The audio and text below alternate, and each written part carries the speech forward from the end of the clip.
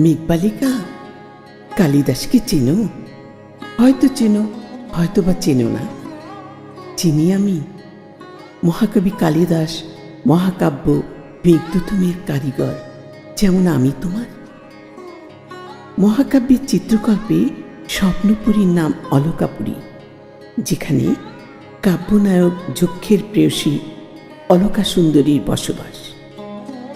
বিরহী যক্ষ মেঘবাহনে পত্র পাঠায় অলকাপুরীতে যক্ষ প্রিয়ার কাছে।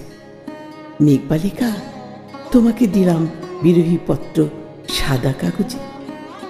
বিশ্বাস নিয়ে বন্ধ করো চোখ, কল্পনায় দেখো কালো কালো পবিত্র অক্ষরগুলো সাদা, আর অক্ষর ফলানো জমিটা কালো। আমি মানে শান্তি। আমি জানি তুমি শান্তিতে আছো।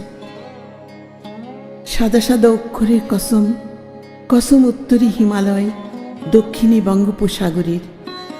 আগুনে পোড়া হাঁড়ির তল থেকে চুরি করা কালি, কঞ্চির কলম দিয়া তাল পাতায় লেখা রাখা শৈশবের সবগুলান শব্দের কসম। তোমারই আমি ভালোবাসি, এক বুক আসমানের লাহান। চাঁদের খৈসা পড়া রূপালী যৌবনের কসম, কসম সাগর থেকে নদীতে ফিরে আসা নুনের। বাতাসের সাথে অক্সিজেন যেমন মিশা থাকে গায়ে গায়ে। মেঘবালিকা, তুমিও তেমনি মেঘবালকের পীড়িত শরীরে মিশা আছো সারাক্ষণ। পরাণের সাথে পরাণ রাইখো, পরাণপঙ্খী আজীবন। মেঘবালিকা, তুমি যদি দেবী হতে, তোমার চরণে দিতাম পুষ্পাঞ্জলি। বাংলা উপাখ্যানে নতুন দেবীর নাম হতো মেঘবালিকা, যেমন গ্রিসে ভেনাস, রোমে আফ্রোদিতে। আর দেবতার নাম হতো মেঘবালক। নও তুমি দেবী, তুমি মানবী, তাই তোমাকে দিলাম অক্ষরে গড়া প্রেমাঞ্জলি।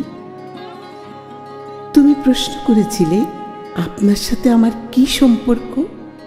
বিশ্বাস করো, এ ছোট প্রশ্নের অনেক বড় উত্তর আমাকে পোড়ায় মনের গভীরে। ভালোবাসা বাতাসে গাছ হয় যে গর্ভবতী, ভালোবাসা হইও তুমি আমার পার্বতী। জীবন নদীতে এখনো ঘুরে ফেরে বিচিত্র বোয়াল, এভাবেই শেষ হয় সম্পর্কের সোনালি সাওয়াল। সাদা সাদা অক্ষরের মতো শান্তিতে থেকো তুমি মেঘবালিকা। আমি বেড়াবো ভেসে আকাশে আকাশে, খোঁজে শুধু মোর প্রিয় অভিসারিকা।